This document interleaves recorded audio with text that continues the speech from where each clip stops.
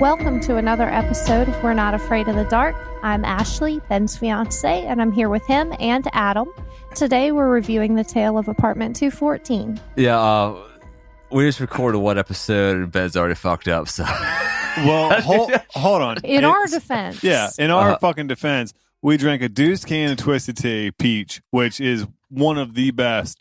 Then we drank a jar of fucking moonshine, and now I'm over here tackling a glass boot that holds 3 beers in it. And I had previously only eaten some crackers and summer sausage today. Oh, yeah, she has today. nothing in her body right now. we had some dinner here. Yeah, we offered. I ate a few bites. It's on the counter waiting for me to come back. I was waiting to feel better. Sounds good. I remember some scenes in this episode vividly from childhood. I just watched it for the first time in probably 15, 20 years, a few minutes ago. Do you guys remember this episode? From title, no. I do vaguely from the episode, but not enough to have been able to tell you like the plot line or anything like that. Okay. The episode starts with a pretty unique angle. It's kind of like an over shoulder but lifted up of Tucker with his Jane Sport backpack there fucking with the pouch. Gary comes in and says, get off my shit, pretty much. And yeah, I like how Gary's walking here like a surprise, like they're brothers. Were they walking together? No, not when it's your little brother. You didn't want him there. You're kind of annoyed that he had to be there. But hold on. How's he already there when he was burlap sack brought in last episode? You know he's been following him this whole time. Yeah, and plus, we talked about this in the previous episode, but we don't know how many stories the Midnight Society actually told. Like, there could have been like 5 stories in between the Tale of the Midnight Ride and the Tale of Apartment 214. That's just the ones they decided to, you know what I mean? Are they meeting every week? Are they meeting like twice a week? Are they meeting like every month? The times. I mean, that's true. But at least they're only telling one story a night. Because once you fucking pour water on those logs, you're not... It's over. You're not relighting that. Yeah. And I mean, each episode of Not Afraid of the Dark is like 25 minutes roughly with commercial breaks excluded from that. However, they have to describe all the stuff we actually see in the episode. So, I mean, the episode could have taken like 45 to an hour to tell. Right. I imagine they told quite a few a night. I mean, not every ghost story needs to be long. I mean, I could say a short essay, like 500 words. The way they introduce the episode is like, okay, so say, for instance, this one. Frank is talking about how he's dead tired because he was helping his, his brother, brother, move. And then Kiki's like, oh, funny fucking coincidence. That's what my story's about. That's all it's case. Hey, did you guys read Scary Stories to Tell in the Dark? I still have one. I bought one a couple months ago, actually. He did. He ordered one, I'd say probably about 6-8 months back. Yeah, I looked it up a few years ago and got interested again. So I'm big on audiobooks because I drive a lot and I can just play the audiobook as opposed to reading to save some time. And the audiobook was fucking terrible. Like, it was just really, really corny narration. I think somebody bootlegged it from a cassette from the 80s. So, I mean, it was meant for kids. But yeah, those stories were very, very short. So yeah, they could have told earlier. But yeah, we always get this concept where there's something, of course, just by fucking coincidence. Frank was helping his brother move, and Kiki's tell the story. Would it make more sense if Frank was telling the story? Right, yeah. Like, oh, hey, funny enough. Like, okay, I get it. Like, you could have been like, oh, well, you know what? Since I could piggyback off of this. Let me change my whole story of what I was going to tell to this one that I was also thinking about. Yeah. Oh, they also mentioned Sam because Betty Ann says she has to come next fucking week. Sam needs to hurry up because we are 2 episodes. They've already been referenced. The next one we record, Sam will make an appearance. It makes me feel like there's something up with Sam. We're burning up as a mystery. We're going to see that mystery in the next episode. Yeah, Sam's a guy's name. It's probably going to be a chick. Have you seen the next episode? No. All right, that'll be a surprise. No, since we're living it, I didn't watch it. We do a live commentary episode every single season.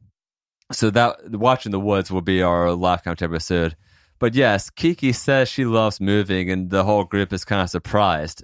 And yeah, me and Ben didn't have experiences moving growing up. Like, I moved when I was a toddler, but I have no memory of it at all. Oh, I fucking moved a lot when I was in the military. Yeah, well, that was after you graduated high school. Wasn't like you were 12, 13 like some of these kids are. Yeah. I moved a lot. Yeah. All right. So Ashley, Kiki says When it's a new place, you wonder who was there. And her stories about moving, promises, and pledging. Now, did you ever think of that when you moved? Like, who lived in this house prior to you? Yes. Okay. Did you ever have any like creepy shit happen or something? I've throughout my life had a lot of really creepy stuff happening. The house that was next door to me that I grew up in Alabama, there was definitely something there. And it wasn't friendly. Oh, well. It wasn't exactly malicious, but it definitely freaked me out. Not everybody has Casper-friendly ghosts. The house I lived in Eden was fucking haunted. It was an old farmhouse, and the very first night I got off of work, and I used to be a correctional officer. I worked 4 to midnight. I got home at like 1 o'clock in the morning. I get there, first night in the house, and the fucking fire alarm was going off saying carbon monoxide detected. Oh, nice. And we like packed up everything, got the ferrets and shit out. Like, you know, we're like, what the fuck? So we were out for like 3 days, called the gas company, all this, and they're like, we did dye tests. There's nothing wrong with it. Yeah. I show up, you know, like the next, like, you know, the couple days later, it fucking does it again. I'm like, what is going on here? You would hear walking upstairs while you were downstairs.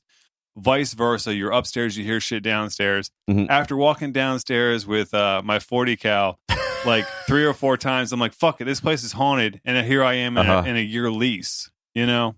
Yeah, by the way, this is one of the only podcasts out there where I've heard references to drugs, alcohol, smoking, gratuitous sex, guns, political crack stuff.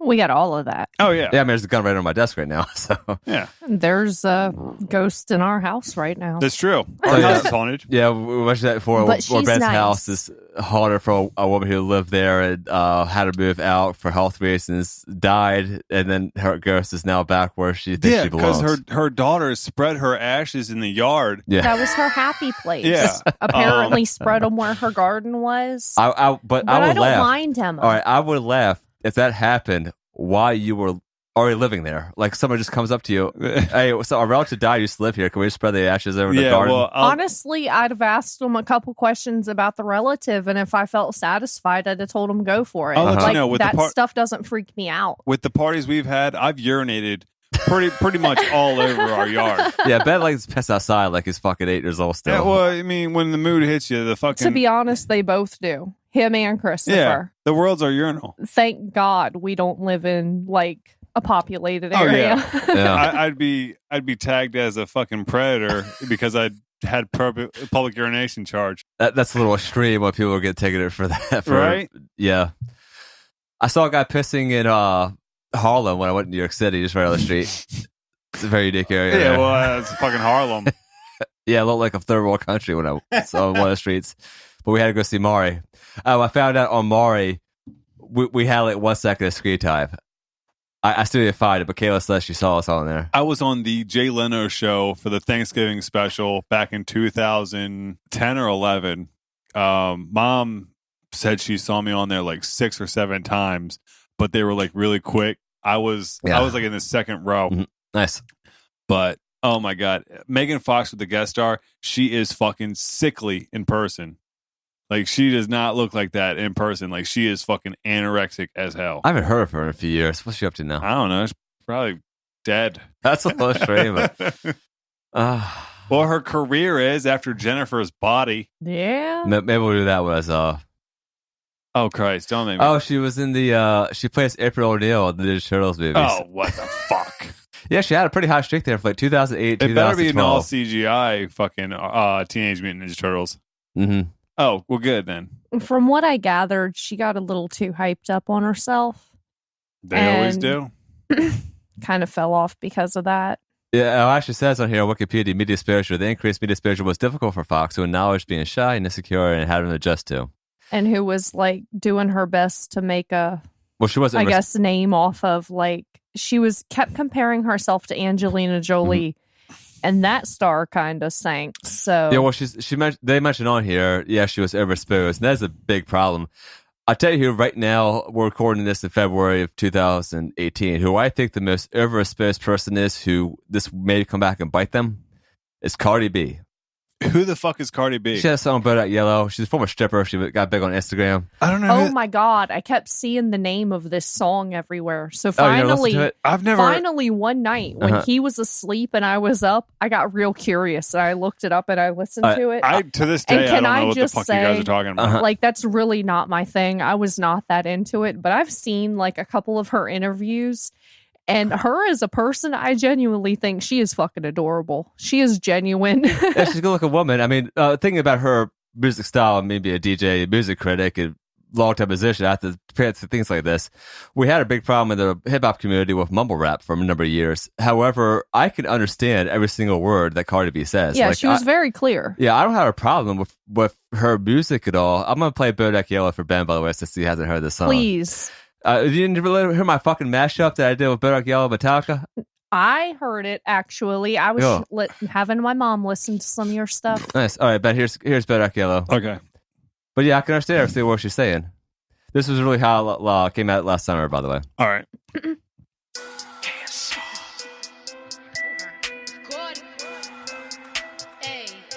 I think she's cute as a button, though.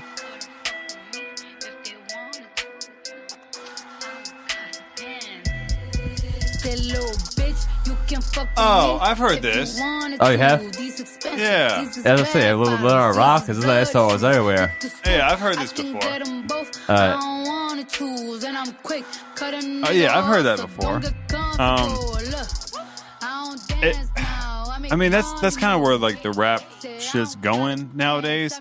Like, It's really hit or miss. yeah, they hit a point where they didn't necessarily have to rhyme, but they would do that auto-tune shit to where whatever the fuck they said, they could just turn the pitch up to where it rhymed. Oh, wait, T-Pain style? Either that No, or like T-Pain- rhyme a specific syllable in the, you know. Let me tell you, I blew motherfuckers' minds with some T-Pain shit. That was months ago. T-Pain, by the way. T-Pain's Epiphany album. Yeah. It goes through the cycle of him fucking a girl, getting HIV, and then what's he do afterwards? Fucks the bartender. And Bartender's one of my favorite R&B songs, by the way. oh yeah, well, you go through the Epiphany song, just listen to the first minute of each and every song, and he's telling you a story of how he got HIV, and he tried to kill himself, and all this other stuff. What's he do when he finally hits rock bottom? Fucks the bartender. Then he wants to build a time machine. If you listen to the Epiphany album, he's telling you a story, and I think that's like what he wanted it to be. But Yeah, it's called Concept Album. yeah, he swears to God like he doesn't have HIV, but Mhm. your secret is safe with me, T-Pain. Well, back to our We know. programming here. Frank says he's dead. Tucker makes the comment, yeah, from neck up. He says, yeah, we'll be from neck down. Yeah. You made a reference there. Christopher Reed reference. I don't think Christopher Reed was paralyzed back in 90. What is this? 93? 93, 94. Yeah, that happened like 96, I think. See, so they were already reaching. They were prophesizing fucking Superman's ultimate fall from a horse. Ugh. Oh. It had to be. It happened in 95. Oh my God. Yeah, so what's shortly afterwards? They were so close. Fuck. And your beer. I got you. Hold on. While I have my hand extended waiting for a beer for Ben, Kiki mentions that her story, is about moving her promises, something to rely on. You should never break a promise, because if you do, it may come back and haunt you. Then she goes to the submission process, and I did laugh when she goes to push her hand in the bag. There's nothing there. She's like, where the fuck does dust go? Yeah, I liked how Tucker had taken the dust and put it in a fucking Ziploc bag. So not only is this your second time, like, officially in the Midnight Society, you're already fucking shit up. You know? He has this like prankster little brother shit happening through most of the series. Yeah. On. I don't care. There's a level of comfort before you start messing with people's stuff. Yeah, I would have beat his fucking ass in those bushes. Yeah, rest him in the fire. He finally gets out of some Ziploc bag, and Kiki starts the story where she says that Stacy Cooper was going through a tough time. Look, her parents are going to break up. Yeah, she's moving with her mom across the town. What's great is her parents were going to break up. Who the fuck says that? Either they're getting separated Or divorced. Or divorced. Yeah. Not they're breaking up like they're fucking going steady or some shit. Maybe they weren't married. Well, then they're separating. Not really. I mean, not married, so it's not really separating. It's breaking up. Yeah, I'm actually kind of with him on that one. Breaking up's pretty fairly normal term. Well, hold on. So, how old would you put this kid at? 14, 15. 14, 15. No. So they were dating. They were dating for 14 or 15 years. Yeah, it's possible. But you got to figure to a 14 or 15-year-old, breaking up's a much more common term than getting divorced. I completely agree with you, but let me have this one, baby. Okay, baby, you can have anything you want. Stacy's complaining to her mom that the apartment's small, and the dog's like breaking some shit around the apartment. It's Bugsy's name. What's the name of that dog breed, by the way? It's like Yorkshire Terrier or something like that? Yorkshire Terrier. Yes, right. Holy fuck. Strange little dogs. Things breaking in this episode is a very common theme, by the way. Well, I just liked how, okay, the kid's like, oh, Bugsy, and he breaks shit, and then the mom looks over and just starts smiling like, you just moved in everything, like, and now the fucking pissant dog is breaking shit already, and you're smiling about it. Like, you literally, like, everything that you've brought with you is pretty essential to, like, you moving. Like, oh yeah, fucking I didn't need that anyway, that's why I didn't pack it. Yeah, especially in a small apartment. They walk past apartment 214, and it comes ajar a little bit. Makes Stacy look curious. Then they go outside, and remember we talked about the Dutton Davis episode where we couldn't see the license plate? This one's in plain view. Oh, yeah. But it has no state or province on it. So it's just the numbers and letters. I missed that. Yeah, there's a little prop. It had I don't know the format of Canadian license plate. I have seen a few on the road. I think they're like American. It usually just says Quebec on it or something like that. Yeah, we get a lot of Quebec in this area because they can drive here easily. But what the fuck did she drop? Like, was it a jar full of pennies? Yeah, I thought it was like one of those rainy day fund things where you just put all your change in there. I remember they were really big in the 90s because you paid for things more in cash back then. You didn't have debit cards all over the place. Yeah, it was a jar full of pennies, and then, like, you know, the manager that you don't know is the manager yet comes and is like, move your car. All right, there's fucking broken glass and shit all behind the car. Like, hold on.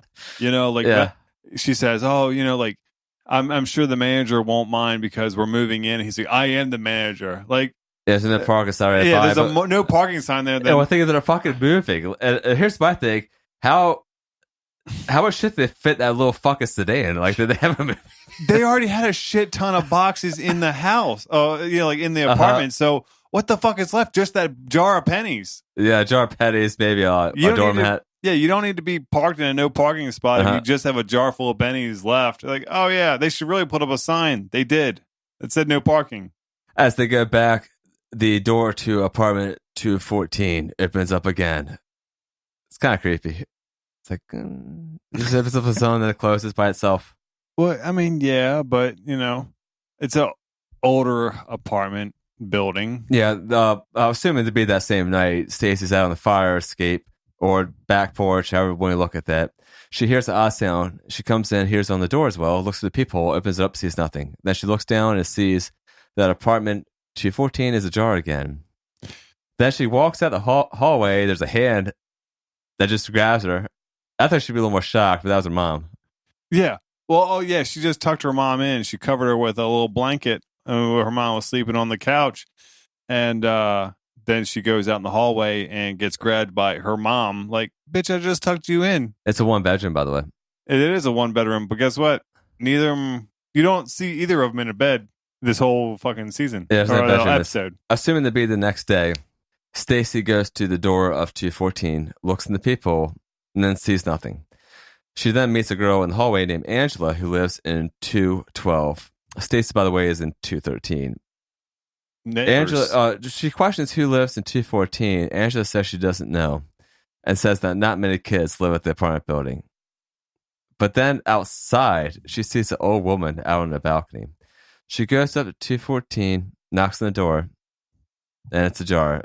An old woman yells out, "It's about time you came and see me." Stacy comes in and asks if she's an art collector, and she finds out the woman's name is Madeline. She says she was an artist. she never had children, and says that she's living with her nephew, but he broke her promise, saying he'd live with him always. But family grow.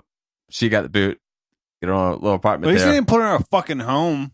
It's true. They Yeah, put her that's in a your point. nursing home or anything. And see, hold on now. Like, I don't even know if this is jumping ahead for what I'm about to say. Why is Madeline reaching out to her? Madeline, same goddamn thing. No. What the fuck is this right now? I don't Both you think- get off me. Okay. If the other little girl that we're being introduced to has lived there for a while, so 214 has never reached out to this other little girl. Maybe they saw the door go ajar, but they never actually checked out. They're like, oh, I got my own life to worry about.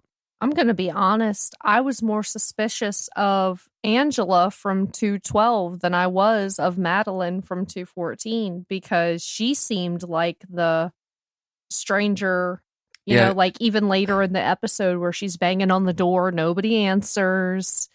I was thinking Angela was the weird one before I was thinking. Yeah, she seemed a little bitchy at first. That's what you want to gravitate to. The topic of friendship comes up. Madeline pours some tea, asks if they can be friends. They say as his days went on, they spent a lot of time together. Then we see this montage clip of Stacy doing the chores from the house, bringing groceries. Montages. Yeah, very 90s, right? That's right. Rocky 3 montage. Yeah, or the one. What was that movie where Jamie Lee Curtis and a few other people where the kids kidnapped their House Arrest? That's it. Where they kidnapped the parents and go to the divorce room in the basement and force them to make out with each other. Because that has a lot of montage scenes. Or the montage at House Guest by Sinbad. I just always hear the "People Let Me Tell You About My Best Friend" song in the back of all these montages like this. Which one's that? What was that old song? The lines like ahead, sing "People it. Let Me Tell You About My Best." I'm not singing for you. Sing it for me. No.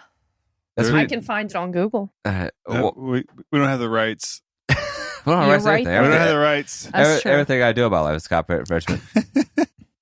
No, I'm mashup artist, right? So she's at Madeline's. Madeline's. That's gonna take. I'm gonna call her Madeline. Got it. Yeah. So she wants her to come over tomorrow because that day is like a bad day for her and she doesn't want to be alone. So she promises to come the next day. And then She sees Angela outside, and Angela mentions this battle of the bands. That's right. We picked this shit apart. Yeah, this is the one scene here we had a lot of grass with. Stacey I've says, even got one more when you're done. yeah, well, Christ. Stacey says, I didn't know they were on sale yet. And Angela's like, oh, we have extra. You want to come tonight?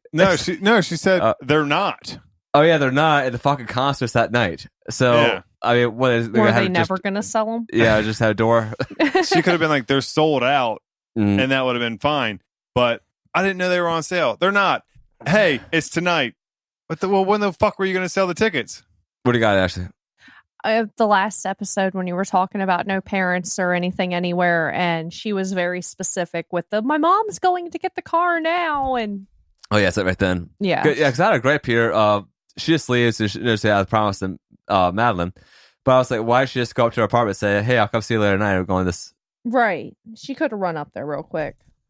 Oh, yeah. Teenagers are inconsiderate assholes. And also wonder why Stacey never introduced Madeline to her mom at this point. 'Cause Right. They had been hanging out for like a week at least, it seemed. And live next door. Stacey goes to the concert. She comes back and hears Madeline crying. She sees her by the window with no lights on. She asked Stacey why she broke the promise. Then Stacey turns on the lights and the whole apartment's fucking empty. The door Dude. closed and she's stuck in there. That was fucking chilling. Yeah, that was a creepy fucking scene. That was creepy. All right. Even as fucking adults. Like, that's like old ladies crying in the dark. Like, you can only see like the silhouette of her. That's fucking creepy. It's the same as like a little girl laughing in the dark. It's fucking creepy as shit. I think they did really well with this episode. Yeah. Oh, yeah. I love this episode. The manager lets her out. His name is Tibble, right? Yeah, Tybold. Okay. So She we're goes gonna scared name for our her mom. There's a good shot later on where her and her mom go to Thibault's apartment, where it says manager right on there. We get that shot through the eye hole. He says that no one's lived there in a while.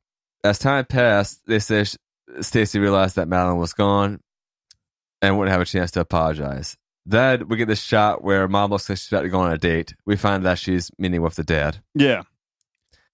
Did you have a gripe for this? I did.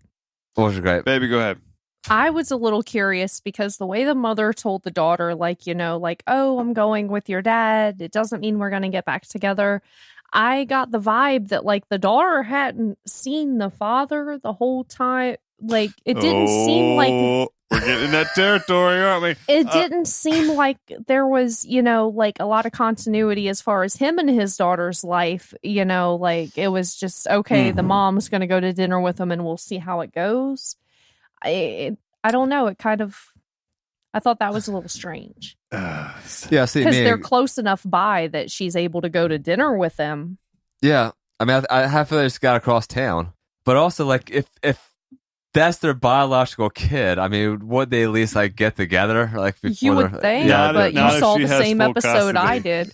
But it's a breakup; it's not a divorce. Yeah. So right. fucking it whatever. It seems like they were just you don't need separated. to get the courts involved. Yeah, Ben had some gripes earlier. That was a little more of the territory of some statistics to deal with. So what do you got, baby?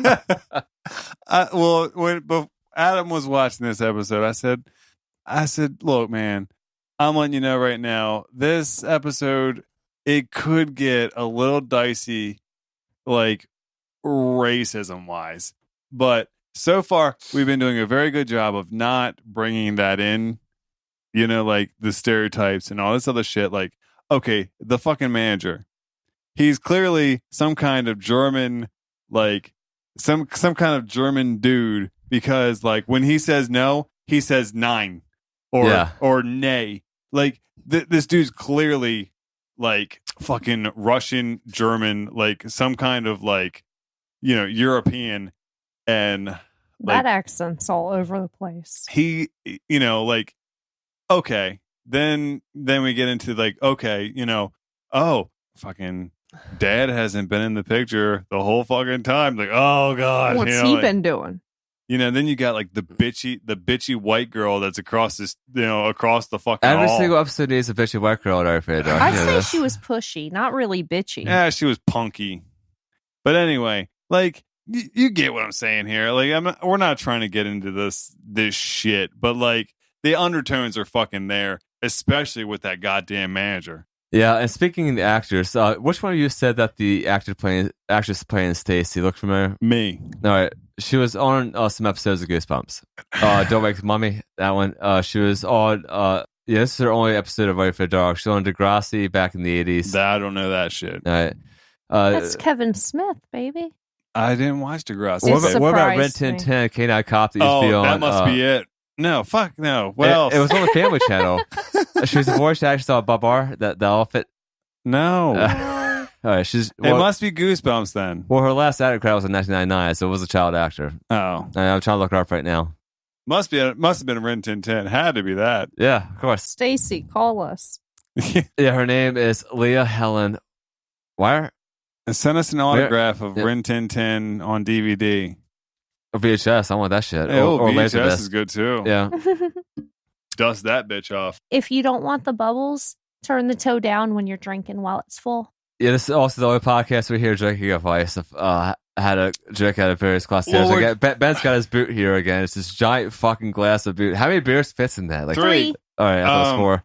But on Beer Fest, when they're chugging the beers, they say turn the boot.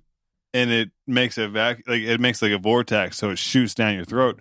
But we're tackling that now because like it's glugging at me.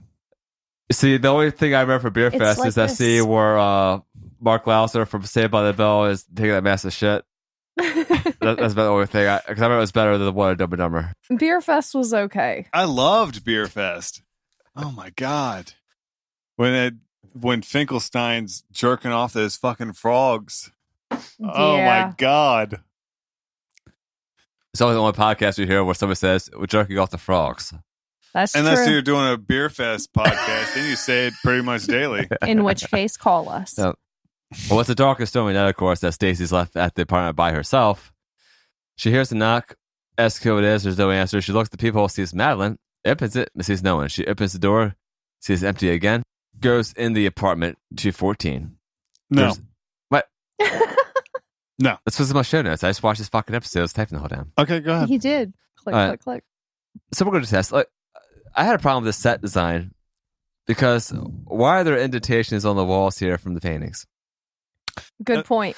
So we're going to test right now. Ashley, you're going to be the tester on this. So in my office here, this was my childhood bedroom at one point in time. I've had some things in this room that have been up for a long time. All right, point me at which one. All right, do you see that music achievement certificate up there? I do.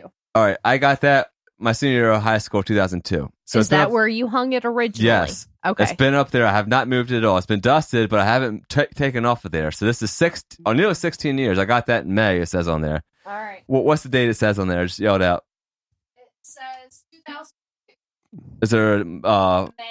all right, there we go. So we're recording this in February, so this is 16 years later. All right, take it out. We have an indentation. You do not even have color. Yeah, there's no color difference at all. All right, put that back out there for me. She had nice wallpaper, and Yeah. ours is just painted white. But There's no indentation at all. but see, that is a good point. Like, On our walls, though, Like- you can see. okay, the fucking manager, he would have fucking known that there was a previous tenant in that room. Yeah. Like there were fucking records of it. Well, he says that later on, I think.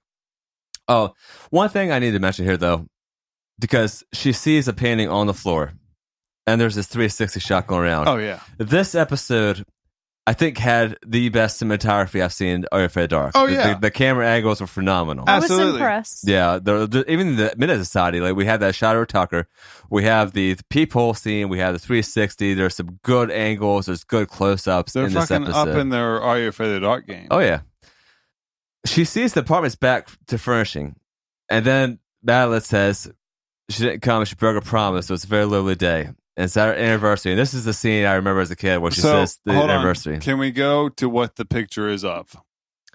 Oh, it's her and Madeline Yeah. drinking tea. When I saw this, right? When I saw this, my mind went to like, okay, we're thinking about captured souls, and we're thinking about like, okay, what's the twist, Mhm. right? What's the goddamn twist? Because we know, okay, it's fucking haunted, like, okay, whatever. When she painted the picture, I was like, oh shit, fucking, she's gonna get trapped in this painting because That's a different episode of Raphael Dark, by the way. that we've already done. No, we haven't. That's later on seasons. No, I'm no. talking about the gallery one. I'm talking about the one. Fuck, what was it called? It's when they go into that mansion and there's people in the paintings. Oh, the West Spring Walls. Yes, Whispering Walls. That's been done. So I'm like, what the fuck? Well, we had the Tale of the Unfinished Painting later on. Okay. Well, yeah. So I'm like, oh, fuck.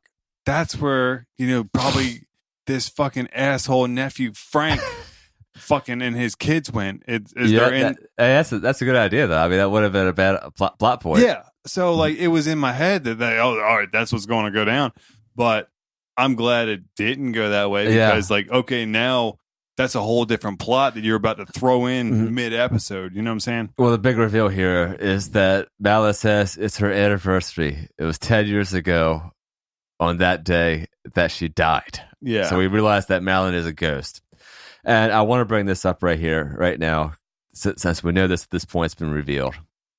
I think this episode works so well, and it's very, very good because we don't have a ghost here with a bunch of shitty makeup on. Oh, yeah. We don't have a ghost that is just up and popping. Like, this was a pretty much grandmother figure. It's an elderly woman who looks normal that the main character, Stacy, developed a relationship with. So it feels very real. And now we're finding out that this is a ghost here. Yeah. And see, I can't explain how, like, it's just, they did this so well. And, like, so far, here we are, season 3. Like, we had those memorable episodes that, like, oh man, we remember this, we remember that. There were some that didn't age well. There were some that we remembered vividly that when we watched again, there were new spots. There were spots that were like, why did I like this? Like there's all this, but this is so like, it's so minimal, but it gets the point across so well that like, I don't know. It's just a great episode. Yeah. And the big surprise here is the director of this episode and the writer is Scott Peters, who was the writer for The Tale of Old Man Corcoran, which we hated. Well, see, Old Man Corcoran wasn't. I mean, we said I had a good idea, but the thing is, they dropped the ball on it. Like, yeah, Old Man Corcoran wasn't bad, but like, I wouldn't have my ghost kids in the fucking daylight, like in the middle of the street. Yeah, like if my ghost kids were ghost kids, then they would stay in the graveyard where they were buried, and like, okay, maybe a couple local kids would fucking go into the graveyard and do hide and seek, and that's where they meet the ghost kids. Not okay. It's fucking like 11 o'clock in the morning. Let's have the ghost kids on bikes. And then meet the fucking new neighbors. That is the problem with that shit. Uh-huh. And see, you kind of run into the same problem with this 214. She's not just haunting 214. She's haunting the whole fucking building because she's knocking on doors of other people's shit. It's just Stacy's though. But that could have been a mirage. But the thing is, Madeline is always in that apartment. She was on the balcony though. But yeah, Angela didn't see her. And she's apparently not haunting the manager that much. But when Stacy finds out that Madeline is a ghost and she is dead, she throws the painting down, runs out of the room. At her place, so Madeline can't come in the hallway. She throws a note under her door, says, "Why'd you break your promise?" I'm glad you could read it because we were on my phone in bed drinking, watching it, and like I was like, "What'd that say?" She's like, "I don't know." So we just kind of let it go. Yeah, the episodes that Ben actually watched were a little pixelated, apparently. It was just blurry. It wasn't even pixelated. Well, we were watching Daily Motion, and they had it was like a whole background scene that looked like a theater, and then it was a smaller screen of Are You Afraid of the Dark? So it was not the best for watching. Stacy sees Madeline outside on this windowsill. That was fucking scary. Just the imagery there. Oh, yeah. She knocks for Angela. There's no answer. She's dark and alone in the apartment. She sees someone coming towards her, and it's the manager, Tybolt. He says for her to go back to her apartment. And she says she wants to stay with him. He says, no, where's it going? To fix the damn lights. That's why the apartment's so dark. So she's a little dog, Bugsy, whatever his name is. Bugsy. Yeah, he decides it's a great idea to go visit Madeline. She goes in the apartment, 214, sees it's decorated again. And something breaks again. She sees an image of Madeline in a mirror, which is kind of creepy as well. Then she opens that closet. The Bugsy decided to open the doors up by himself. And close them behind him. Yo, like, when the camera was circling around her, you knew, like, when the mirrors were coming around, like, all right, you're going to see, Magdalene. All right. Magdala. Anyway, you're going to see the old lady. And, like, you knew it was coming, but, like, they waited just enough to where they're like, all right, well, maybe they're not going to do it. Oh, well, fuck, they just did it. Like, they did a great job. She sees Madeline again and says, promise, just like her nephew. Got you. She says, why didn't Sarah come see her for a moment? Oh, yeah, that's what I said. Like, why should she just fucking come up before the battle bands? But Stacy says she's sorry. And wasn't trying to be mean. She was trying to make a new friend. Then Madeline has a emotional moment there. She asks if she made one. Stacy says, yeah. That she made a Rebecca promise. And I'm sorry, I'm sorry I had to make you rewind that because when you were watching it, she's like, I was trying to make a new friend. As soon as Madeline tried to say anything, I was like, well, fuck, why didn't you say so? Yeah. You had to rewind to see what she said. But yeah, like they take the tone down. Like as soon as she's like, I was trying to fucking make friends with the living, she was just like, fuck you. Why can't, why'd you have to say that shit? Stacy says she tried to come, but it was too late. Madeline says it was important to meet friends. She won't bother her anymore. Stacy asks she's really dead. She says, yeah, that's why she hasn't moved. Madeline doesn't like the move. She's too set in her ways. She's Yeah. like, I'm old, bitch. I watch MASH, Golden Girls, Columbo, Mercy wrote Mercy wrote, fucking Matlock. yeah. Oh yeah. So she's like, fucking, they come on. I know what time they come on. We're done. It's done. Yeah, well, Stacey says sooner or later it'll be rented, but Mal says she has nowhere to go, and that she doesn't want to leave. Then Stacey's best, maybe we won't have to, and that's when we see the outside shot here where Tybalt's talking to the mom about how she likes a new apartment. She got upgraded for a 2-bedroom that's cheaper. He says, yeah, you live with a ghost. So maybe he did know about this ghost. It had been 10 years since she died, so he'd been there a while. But yes, her and her mom moved in to apartment 214 to be with Madeline. They say it's 2 bedrooms. So is Stacey sharing a bedroom with her mom? Or Her mom will sharing a sleep on bedroom the with couch. So fucking, who cares? Yeah. And the mom have any idea this ghost is this? I mean, Ashley, what do you think? I don't think the mom had any idea. Which I find a little weird, especially after they've moved and everything. Well, we've had this discussion before where, especially in kids' television, even from the 50s to now, there's always the concept of parents not knowing something or being clueless. wait, Yeah. hold on. I'm going to stop you both right fucking there. Okay, baby. Speaking of parents, I guess the fucking date didn't go well because now they're living with a goddamn ghost. Yeah, I was thinking that as And well. Like, what happens if they get back together? They're not going You're to right. because the I date didn't even go think well. about it. So now the ghost is, and the mom and the daughter are going to be living happily ever fucking after because the dad, they're not getting back together. So now the ghost doesn't have to worry about shit. At least they got a bigger apartment. Hey, But maybe small miracles. Maybe Mallow will move to their suburban home. You can't do it. No. Yeah, so now living with a ghost. Perfect timing. Gary asks where the pouch is. It's still gone back to the Midnight Society. Tucker has it. Oh, yeah, good joke there, right? He's a trickster. Yeah, he says, Claire, better sign Didn't closed. see that I'm coming. telling you, I would have beat the fuck out of my little brother. I was the little brother. Yeah. You were. Adam, how often did you want to beat Ben? Every day. Oh, yeah, and then the bucket's missing, so how to put fire. Piss on it. Smokey the Bear has to come and put the fucking fire out. You would be so disappointed.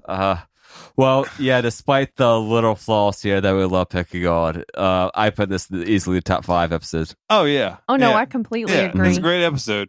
Like, they had, like, the old lady silhouette outside the window in the storm. Like, Yeah, they- again, this was really creepy because that was realistic. We didn't have Yes. this like fake ass ghost figure. We didn't have any shitty nice effects happening here. This episode could have came out today. The only thing they had to upgrade was the fashion and the battle of the bands because no one goes battle bands anymore. Yeah. I would. Maybe tweak the creep factor just a little bit more. Mhm. But this is still creepy Yeah, to this overall. fucking day. Oh, yeah. Overall, I feel like it was an excellent episode. Who watched that 1408, room 1408? I did, John theaters. Cusack. I liked that. Yeah. I can't I remember if watched I it did or again not. with Kayla on Netflix recently, and there was a whole different ending that I saw in theaters. Yeah, it has like 3 different endings, but it went on for too fucking long at the ending. Well, yeah. But that was a creepy movie. I It was- I understand- might have it. I We understand should the check ending, though. shelf. the ending was like, what, Spoiler alert. fuck. If you haven't seen 1408, that shit came out in what year did that come out? 08, 09? Fucking if you haven't watched it in a decade, No, 1408 was like 2006 or 7. No. Oh, yeah, 2007. Okay. okay. If you haven't watched it in fucking 11 years, well, guess what? It's about to get spoiled for you. Hey, think I when did. you think that it's going all in his head, but then like when he sees his daughter and he's holding her and she just crumbles into ash, like she was talking to him and he was recording. So like when he finds the recording, like you hear her. So that means it was all fucking real. Oh, so that's why I didn't understand what's recording at the end. Yeah. Because he finds that recording and they're playing the tape and you can hear the daughter talking to him. I do like the idea of creepy rooms, especially like old hotels, and that's the whole plot of 1408. I don't think we have a hotel episode in Are You Afraid of the Dark, do we? Yeah. Which one?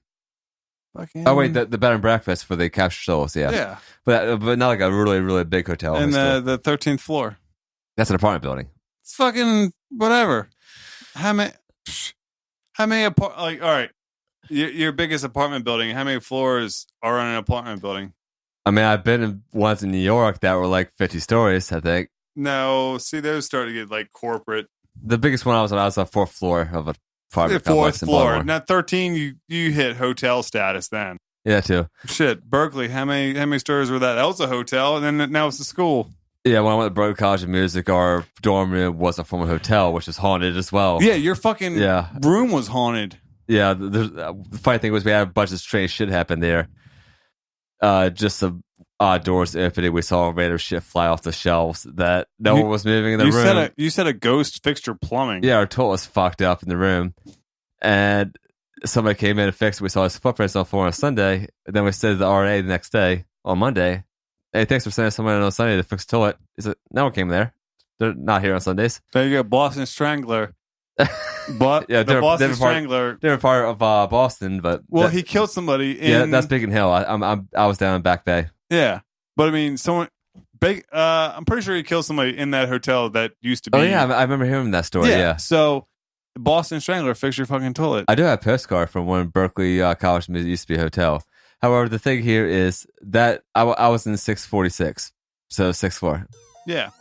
So old ghosts are nice. Thanks again for listening to We're Not Afraid of the Dark. We have new episodes every single Tuesday. Feel free to reach us at modulationstudios@gmail.com. We're on Instagram at instagram.com/We're Not Afraid of the Dark, no apostrophe. On Facebook, same thing, no apostrophe there. How am I going You need one of our stickers. You absolutely need it in your life. Just put it on your car, your Lisa Frank folder, your skateboard, your lunchbox. I don't give a fuck where it goes. And Frank folder. No, it's Lisa Frank. Yeah, Lisa Frank. And Frank's one of our And Frank diary. had the diary. Well, it was black and white. Oh, yeah, at least if Frank was colors. Never mind. Yeah, exactly.